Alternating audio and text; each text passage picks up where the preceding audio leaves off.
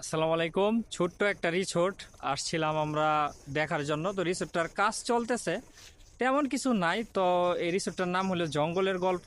তো এখানে ছোট্ট একটা দ্বীপের মতো আছে, মানে বড় একটা পুকুর।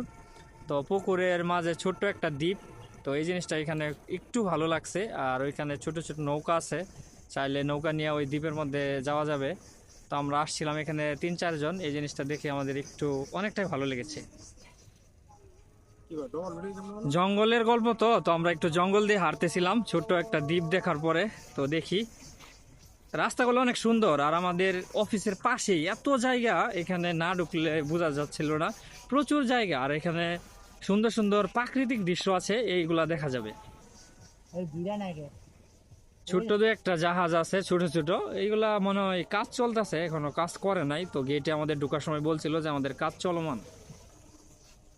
তো নামটা হলো জঙ্গলের গল্প। তো নামটা কিন্তু ইউনিক।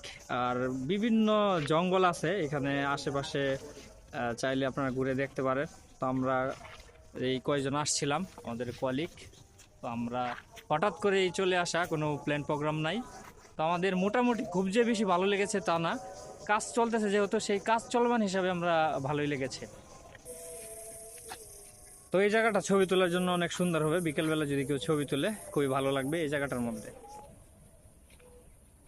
এটা হলো ভিতরে ঢোকার রাস্তা। তো এই রাস্তার মধ্যে ছবি তুললে ভালো ভিউ আসবে আমি মনে করি। এখন রোদ তো, তাও ক্যামেরাতে এত ভালো দেখা যাচ্ছে না। এখানে একটা সুন্দর বড় মাঠ আছে বিকালবেলা খেলাধুলা করার জন্য, প্লাস বসে আড্ডা দেওয়ার জন্য। আর পিছনে আমাদের অফিস দেখতে পাচ্ছেন, হেলথ কেয়ার ফার্মাসিউটিক্যাল। তো এটা আমাদের কোম্পানির গেট।